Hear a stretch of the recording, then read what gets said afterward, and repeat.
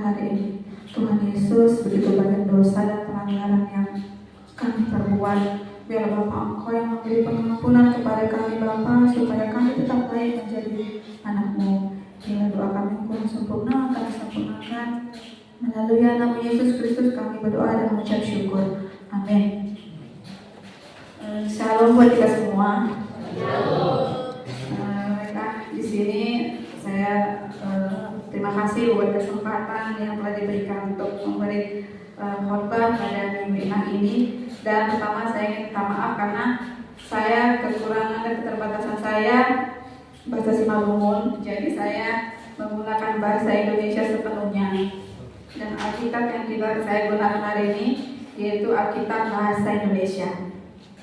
Baiklah, mari kita buka Alkitab kita, Roma 4 ayat 1 sampai 5 ditambah ayat ke-13 sampai 17. Saya akan membaca sendiri ayat khotbahnya. Roma 4 ayat 1 sampai 5 tambah 13 sampai 17. Abraham dibenarkan karena iman. Jadi, apakah akan kita katakan tentang Abraham, bapa leluhur jasmani kita? Sebab jikalau Abraham dibenarkan karena perbuatannya, maka ia beroleh dasar untuk bermegah, tetapi tidak di hadapan Allah. Sebab apakah dikatakan kitab suci, lalu percayalah Abraham kepada Tuhan, dan Tuhan memperhitungkan hal itu kepadanya sebagai kebenaran. Kalau ada orang yang bekerja, upahnya tidak diperhitungkan sebagai hadiah, tetapi sebagai haknya. Tetapi kalau ada orang yang tidak bekerja, namun percaya kepada Dia yang membenarkan orang durhaka, imannya diperhitungkan menjadi kebenaran. Sebab bukan karena hukum Taurat telah diberikan janji kepada Abraham dan keturunannya bahwa ia akan memiliki dunia, tetapi karena kebenaran berdasarkan iman. Sebab jika mereka yang mengharapkan dari hukum Taurat menerima bagian yang dijanjikan Allah, maka sia-sialah iman dan batallah janji itu. Karena hukum Taurat membangkitkan muka, tetapi di mana tidak ada hukum Taurat, di situ tidak ada juga pelanggaran. Karena itulah kebenaran berdasarkan iman supaya melupakan kasih karunia, sehingga janji itu berlaku bagi semua keturunan Abraham, bukan hanya bagi mereka yang hidup dari hukum Taurat, tetapi juga bagi mereka yang hidup dari iman Abraham. Sebab Abraham adalah bapa kita semua. Seperti ada tertulis, engkau telah ditetapkan menjadi bapa banyak bangsa di hadapan Allah yang kepadanya ia percaya, tetapi Allah yang menghidupkan orang mati dan yang menjadikan dengan firman-Nya apa yang tidak ada menjadi ada. Demikianlah isi firman Tuhan. Jadi di dalam nats ini yaitu tentang Bapak kita Abraham. Di sini kalau dari nats ini yaitu pada saat itu di masa itu di mana seorang Paulus sedang menyampaikan firman Tuhan kepada orang Yahudi dan Yunani di Roma, di mana pada masa itu mereka beranggapan bahwa orang yang akan diselamatkan itu adalah orang yang menaati hukum Taurat. Tetapi Paulus mengatakan tidaklah demikian, bahwa hukum Taurat saja tidak akan menyelamatkan kita. Yaitu di sini Paulus mengumpamakan seorang tokoh yaitu Abraham. Abraham pada masa itu yaitu sosok yang sangat dihargai, sangat dihormati, sangat benar-benar menjadi panutan pada masa itu. Lalu kenapa Paulus menggunakan sosok Abraham? Karena Abraham merupakan hamba Tuhan yang sangat benar-benar menerima janji Tuhan dan memegang teguh setiap apa yang Tuhan sampaikan kepada Abraham. Di sini saya sedang mengambil 3 tanda iman Abraham kepada Tuhan, yaitu yang pertama tentang tanah perjanjian, di mana pada saat Abraham sudah jaya dan makmur, yaitu di tanah Ur Kasdim, tapi Allah memerintahkan kepada Abraham untuk pergi ke tanah perjanjian.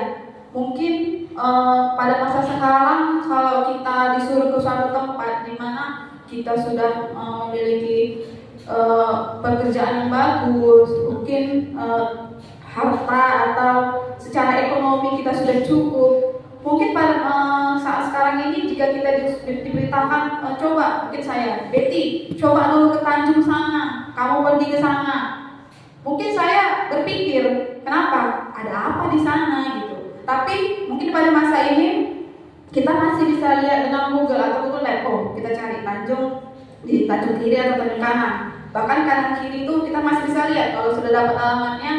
Oh iya, kalau di situ masih ada tukang jual goreng kalau saya lapar, kan seperti itu. Tapi pada masa itu tidak dengan Abraham. Kenapa? Karena Abraham tanpa bertanya, tanpa meragukan apa yang akan Tuhan siapkan di sana. Tapi Abraham tetap pergi menuju tanah perjanjian yang diperintahkan Tuhan. Kemudian yang kedua tentang iman Abraham yaitu tentang seorang anak, di mana pada masa itu juga Abraham kan ada lagunya, Bapak Abraham mempunyai banyak sekali anak-anak. Nah, kita juga merupakan anak-anak dari Bapak Abraham, tapi sudah di masa usia tua, Sarah dan Abraham mereka belum memiliki keturunan. Tapi Tuhan mungkin belum ada ya saya rasa orang yang bisa menghitung jumlah bintang di langit kecuali mendung ya. Tapi kalau mendung itu pun pasti udah nggak ada. Tapi ketika terang dari kita orang di Jakarta sana sampai sini kita nggak tahu di batasnya dari mana, itu kan tidak bisa kita hitung. Dan juga katanya keturunanmu akan seperti pasir di pantai. Nah, pasir di pantai juga kan tidak bisa kita hitung. Nah, jadi di usia Sarah yang sudah dikatakan tua, bukan lagi muda, usia 90 tahun lebih. Kalau kita berbicara secara logika untuk saat ini, mungkin usia 90 lebih itu kayak siapa kita bilangnya? Kayak Nini Erli. Nggak tahu saya sudah sampai 90 atau belum. Tapi kita ibaratkan seperti itu. Kalau kita sekarang melihat kemungkinan nggak ada Nini itu seandainya ada bolang yang baru dia memiliki keturunan lagi. Kalau secara medis saya rasa tidak. Kenapa? Karena untuk reproduksi wanita itu yang baik itu 35 ke bawah. Tapi kalau 35 ke atas itu masih bisa. Tidak ada kata Tuhan, tapi sudah ada namanya resiko tinggi. Tapi Tuhan memberikan janji kepada Abraham dan Sarah. Tapi dengan iman mereka, keteguhan mereka, dan kepercayaan mereka terhadap Tuhan, nah terbukti Tuhan memberi mereka keturunan, bisa. Bahkan kita ini adalah keturunan dari Bapak Abraham sendiri, gitu. Kemudian yang ketiga, iman yang saya ambil dari seorang Bapak Abraham yaitu setiap hasil taninya, ternaknya. Namun ada masa di mana Tuhan meminta bahwa yang menjadi persembahan saat itu adalah anaknya, Ishak. Nah, mungkin kalau kita berpikir lagi, bagaimana mungkin Tuhan yang memberi, tapi Tuhan memintanya kembali dan memintanya bukan karena si Ishak sakit atau apa. Kalau sudah dibilang jadi persembahan kan, pastinya Abraham sendiri yang harus menyiapkan kayu bakarnya, menyiapkan pisaunya. Mungkin kalau kita dari orang tua sendiri dan saya sudah sebagai orang tua, kayaknya kita nggak sanggup ya kayak gitu. Kenapa? Saat kita harus memberi persembahan dengan tangan kita sendiri, kalau sudah dipersembahkan kan, berarti ya untuk Tuhan itu kita sembelih, ya udah kita doakan ini Tuhan persembahan saya pada masa itu. Tapi dengan walaupun hati yang bersedih, dengan yang terluka, Abraham tetap menaati apa kata Tuhan. Sudah disiapkan juga kayu bakar, sudah disiapkan juga silitnya walaupun dengan air mata. Namun dengan Tuhan melihat iman dari Abraham, ternyata Tuhan sudah menyiapkan yang terbaik buat Abraham. Apa itu? Sudah disiapkan korban persembahan untuk Tuhan sendiri gitu. Dan akhirnya tidak jadilah anak Abraham untuk sebagai persembahan. Nah, jadi kalau untuk Abraham ini memang bukan hanya pada masa Paulus lah, tapi mungkin untuk sekarang tetap menjadi tokoh panutan kita yang dapat kita patuhi dan kita sebagai pedoman dalam setiap kehidupannya.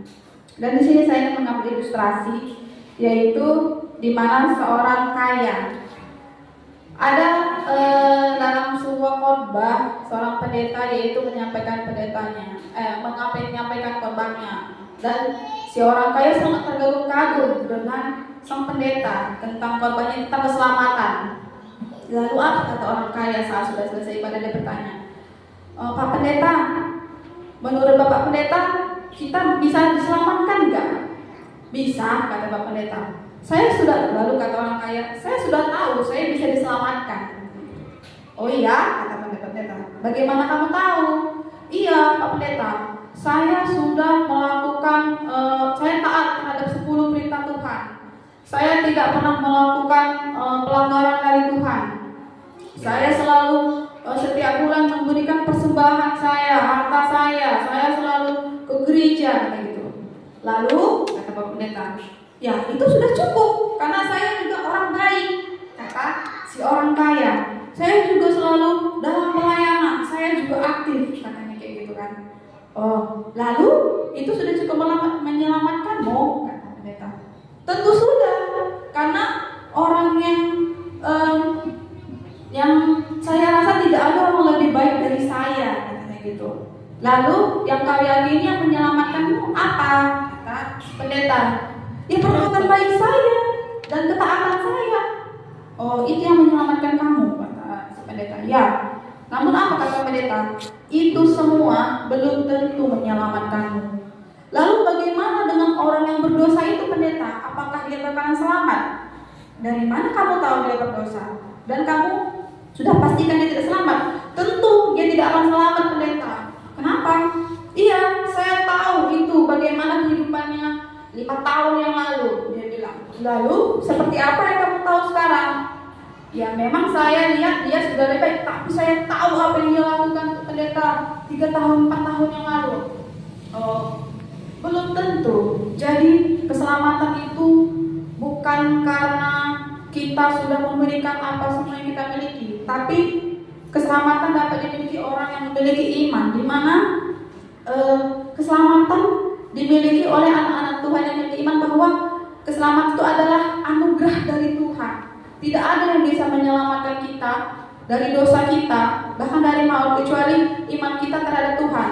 Tetapi jika kita benar-benar beriman, kita benar-benar mengandalkan Tuhan dalam setiap kehidupan kita, hukum Taurat itu kita juga sudah tahu kita bakal mengikuti. Jadi yang kita yakini itu yang menyelamatkan kita itu bukanlah hukum Taurat, bukan kebaikan kita. Nah, untuk orang yang mungkin kamu anggap bersalah, kamu juga tidak tahu apa yang dia lakukan hari demi hari, doanya, kamu tahu tidak, Tuhan. Nah, jadi kita tidak bisa batasi. Dia bakalan sangat tidak selamat, dia lebih buruk dari saya. Itu salah satu bentuk bahwa kamu sudah menghakimi, bahkan kamu sudah melebihi Tuhan, kata si pendeta. Lalu apa yang saya harus perbuat, Tuhan? Ya, dengan hukum Taurat yang telah kamu lakukan, baiklah kamu memiliki iman dan kamu mempercayai bahwa keselamatanmu hanya datang dari Allah saja. Jadi tidak seperti sekarang, mungkin ada di antara kita sakit, atau kita ada adik kami yang memiliki cita-cita, oh iya kita kalau sakit nggak betul ini, kita berobat aja ke sana. Nah, tapi dalam firman ini, iman itu dalam Kristus itu adalah tertutup. Tertutup artinya tidak ada yang lain ke kanan dan ke kiri. Jadi kita benar-benar cukup mengandalkan Tuhan, sekali beriman kepada Tuhan Yesus. Hanya Tuhan Yesus, tidak ada tempat lain atau Allah lain. Jadi kalau kita pegang ini, batu ini, oh ya kita nanti besok ini jadi sukses. Ya ini yang bikin aku lulus ini untuk ujian besok. Nah itu sama dengan kita sudah menduakan Allah, dan itu bukan iman, dan hukum Taurat tidak dibenarkan. Jadi Kalau saya mungkin dalam kehidupan saya, dalam sehari-hari untuk iman, mungkin setelah orang tua kami tidak ada dan saya dengan Neti, itu yang lebih memperkuat iman kami. Kenapa? Mungkin kalau adik-adik kami yang pemuda khususnya, jika di antara kalian masih ada kan mama bapaknya, tetaplah kalian patuh. Kenapa? Saat kami kehilangan orang tua, di situ rasanya iman kami tuh goyah. Goyahnya kenapa? Seperti tidak punya arah, tidak ada pandangan hidup lagi. Kalau kayak mama dulu, kami nggak pernah minta apa-apa, cuma selalu pengajaran. Kalau bilang kami butuh ini, tidak pernah. Kalau kami nggak ada, kami usahakan sendiri kayak gitu. Tapi dengan apa? Kami selalu sharing sama Sniti. Kita sekarang kita buat iman kita percaya aja katanya gitu. Kalau adik-adik itu pemuda ini enak, kenapa? Dia masih ada orang tua. Kita lebih enak katanya. Kenapa? Aku bilang. Jadi orang itu masih ditanggung jawab sama orang tuanya, bapak bapaknya. Kalau kita, Tuhan langsung yang bertanggung jawab atas kita katanya gitu kan. Oh iya, aku bilang gitu. Kadang kami bisa geli sendiri kalau sharing kami itu di rumah kayak gitu. Karena kan bisa ya namanya dengan kondisi udah ada mama, ada bapak, uang jarang di rumah, jadi kadang bisa kayak orang ngeratapi, tapi memang dia selalu gitu. Gak usah takut. Sekarang dia bilang, kau usiamu udah segini, aku bilang, gak usah takut, itu tanggung jawab Tuhan, kata dia kayak gitu sama aku. Iya ya. Bahkan dalam kehidupan saya juga, saya pribadi mungkin Inang semua kita satu gereja, gak ada yang gak kenal sama Amanda. Jadi Amanda itu bisa dibilang sampai sekarang itu nggak ngerti itu, nggak paham itu Bapak itu apa. Nah, tapi ada seorang pendeta yang saling tempat saya share yang mengajarkan kepada saya. Ajarkan dia itu bapaknya adalah Bapak kita di surga. Jadi kalau dia ditanya, siapa bapakmu? Katanya gitu kan. Tuhan Yesus, katanya kayak gitu. Jadi itu yang selalu saya imani. Jadi saya pikir kalau kami berdua, kami bertiga khususnya tidak kekurangan kasih sayang dari siapapun, karena Tuhan Yesus sendirilah yang bertanggung jawab atas kehidupan kami, kekurangan kami, kesedihan kami, kebahagiaan kami.